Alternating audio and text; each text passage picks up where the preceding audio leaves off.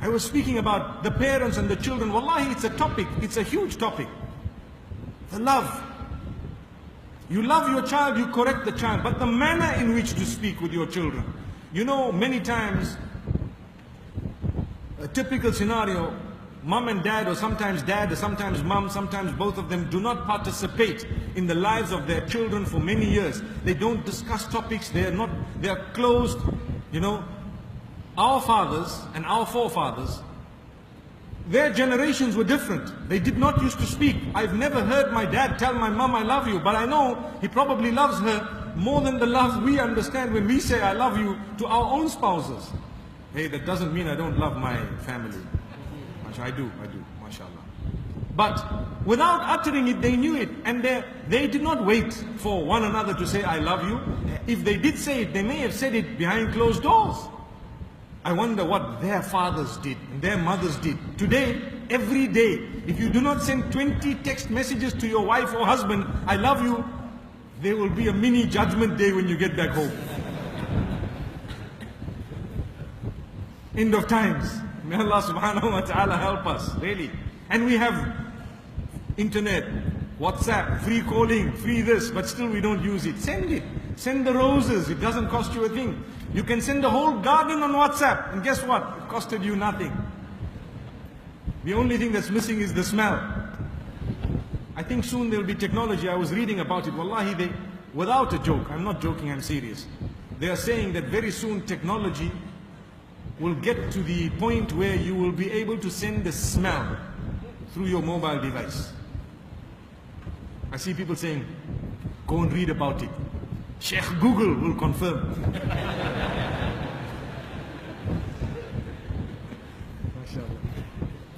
My brothers and sisters, so it's very important for us to know that while technology has advanced and communication has been made so easy with people who are very far away from you, we sometimes forget those who are the nearest.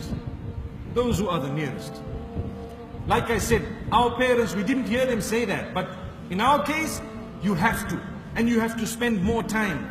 And the sacrifice levels are less. You have to admit. You have to agree. A long time ago, they would sacrifice. I recall a case where people suffered marital turbulence and they separated for a long time. And many years later, they got together, house on fire, problem solved, everything gone. MashaAllah. But they sacrificed for about, I think, between 5 and 10 years. We were very young, but I recall this. And MashaAllah, the problem resolved. Today, 5 to 10 minutes we get irritated, honestly. We cannot handle. Sleeping in the couch, separately, I'm gone. You won't see me out of the gate, out of the door. We're out. May Allah forgive us, really. Love is tested at the time of sacrifice. When the person you claim to love is now going through the most difficult times of their lives, do you still stand by them? Do you still look at their tears and wipe them off and say, I love you? That is far more genuine. When they've been embarrassed, when they've been struggling with something, when they've lost their money, lost their job, do you still stand by them?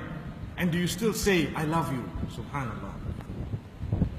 May Allah help us to sacrifice. Sacrifice for our own children. Like I say, I was giving you the example of how people don't play a role in the lives of their children, and then at the age of 18, your son comes and says, you know, I want to marry this person. You say, no way, not over my dead body. So at night you hear the son getting up for tahajjud, oh Allah, take my father away. Because he needs to go. Such a simple matter. If you were really interested and played a role from the very beginning, you would have guided your child as to what to do and what not to do. And your child would have come to you not when it's too late. Your daughter comes to you and says, you know what? Astaghfirullah, may Allah forgive us. And may Allah subhanahu wa ta'ala not do that to us. But an example that needs to be given is an unwanted pregnancy. Will your child come up to you to confess or to say, I need your help, Dad? I need your help, Mom? If that's the case, there is love between you. You need to get up and help them.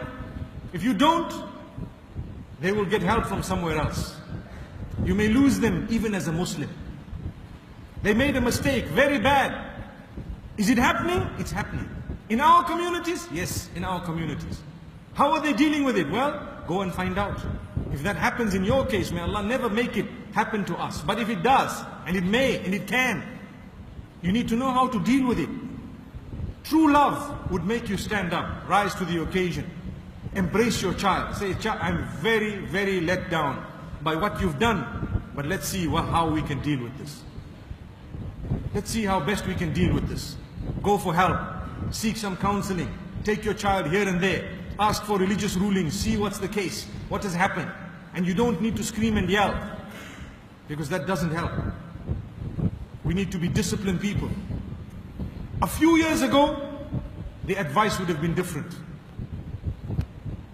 But today, the world has changed. Like I said, the ruling remains the same. It's still wrong. It will not be right. But how to deal with the wrong? In a way that it is not repeated. In a way that we do not lose the person as a Muslim. People have left Islam because their parents have not dealt with them in a correct way when they made mistakes. And here come the church, and it provided shelter and help. Come, we'll give you help. So the people converted. Wallahi, I know of cases. Why should that be the case? When we have a perfect deen, the problem with us, sometimes we have contaminated it with cultural norms that happen to be far from the deen. And we've always said culture comes with a lot of goodness. But where it makes life difficult for people, and where it contradicts Islam and what Allah has revealed, then we will say that culture is not good.